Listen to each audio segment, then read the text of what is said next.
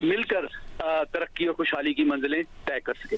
ठीक है मोहम्मद अली साहब, आप हमारे साथ ही मौजूद रहिएगा। ब्रिगेडियर रिटायर्ड वक़ार हसन हमारे साथ मौजूद हैं, बहुत शुक्रिया आपके वक्त का। लेफ्टिनेंट जनरल रिटायर्ड फैज़ हमीद के कोर्ट मार्शल के सिलसिले में 3 रिटायर्ड अफसरान भी फ़ौजी तहवील में ले लिए गए हैं और 3 रिटायर्ड अफसरान फ़ौजी नज़्म व ज़ब्त की खिलाफ वर्जी के सिलसिले में तहवील में लिए गए हैं। अब इन रिटायर्ड अफसरान पर इल्ज़ामात अगर साबित हो जाते हैं तो फिर क्या कार्रवाई होगी? आई थिंक एक तो ये नेचुरल प्रोसेस है। साफ ज़ाहिर है जनरल फैज़ हमीद ने जो भी किया उसमें नेटवर्क के बगैर तो नहीं हो सकता। तो एक तो इंडिकेटर है कि शायद इट्स अ लार्जर नेटवर्क जिसको भी ब्रेकडाउन भी किया जा रहा है, अकाउंटेबल भी ठहराया जा रहा है। कुछ चीज़ें उनकी रिटायरमेंट से पहले की हैं जो सामने आ चुकी हैं, कुछ चीज़ें पोस्ट रिटायरमेंट है क्योंकि एक तो 2 साल पूरे भी नहीं हुए थे। और यानी कि इतने सीनियर ओहदे पे अगर आप रहते हैं you are expected to be more responsible. तो अब अभी जो इंडिकेशन है कि इसमें प्रूवन फैक्ट्स हैं, जो एविडेंस सामने रखा गया, बिकॉज पहले कोर्ट ऑफ इंक्वायरी फिर फील्ड जनरल कोर्ट मार्शल की प्रोसीडिंग चल रही है। तो मेरे ख्याल में एक तो it's a good message for the military itself कि आप सर्विंग हो, रिटायर्ड हो, लेकिन there are certain red lines और बेसिक्स हैं ऑफिसर्स की जो कंडक्ट की है। ऑफिसर्स का जो अनबिकमिंग कंडक्ट है वो कभी भी आई थिंक बर्दाश्त नहीं किया जाता। तो एक तो एग्जांपल सेट हो जाएगी। दूसरा it's a very high I would say bar of morality जो फौज अभी कायम कर रही है, क्योंकि अनप्रेसिडेंटेड जरूर है। पहले सर्विस भी हुई है कुछ सीनियर अफसरान की, इवन एक्स DTI से इन पे, लेकिन खुदा ना खास्ता उस तक नौबत नहीं की थी कि जनरल कोर्ट मार्शल से ट्रायल किया जाए।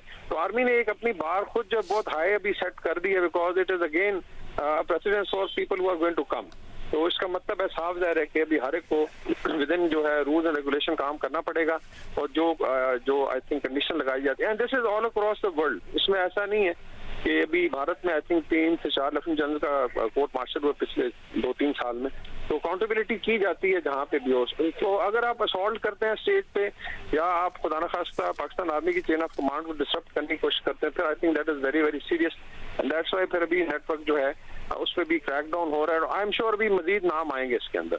ठीक है मोहम्मद अली साहब, आप कहिएगा कि जिस तरह आप कह रहे थे कि लगता है कि नेटवर्क को क्रैक कर लिया गया है, ज़्यादातर पोस्ट रिटायर्ड फौजी अफसरान के खिलाफ ही कार्रवाई होगी? अगर हाजिर सर्विस भी इसमें मुलविस पाए जाते हैं तो उनके खिलाफ भी कार्रवाई की जा सकती है?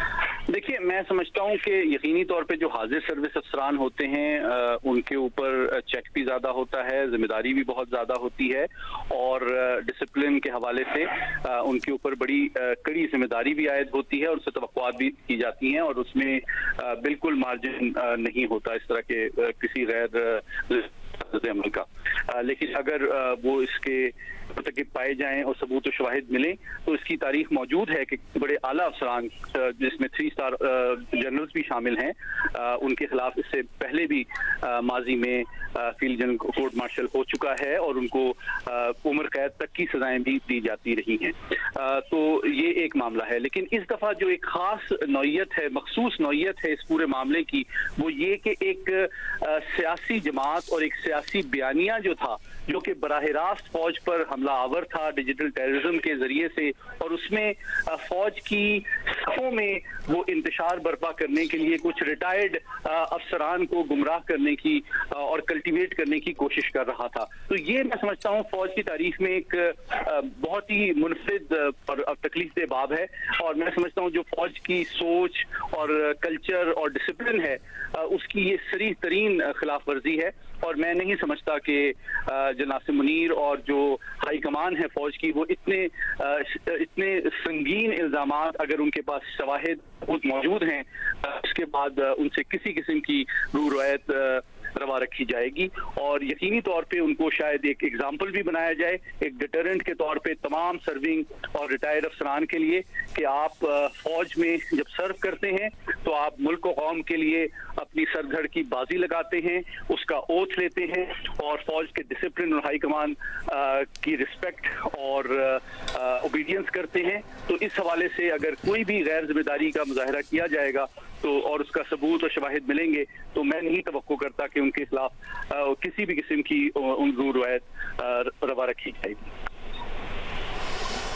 ठीक है, ब्रिगेडियर रिटायर्ड वक़ार हसन और माहिर कौमी सलामती उमूर मोहम्मद अली साहब हमारे साथ मौजूद थे। आप दोनों का बहुत शुक्रिया। इस वक्त आपको बराह रास्त लिए चलेंगे गवर्नर सिंध कामरान टिसोरी के हमरा ओलंपियन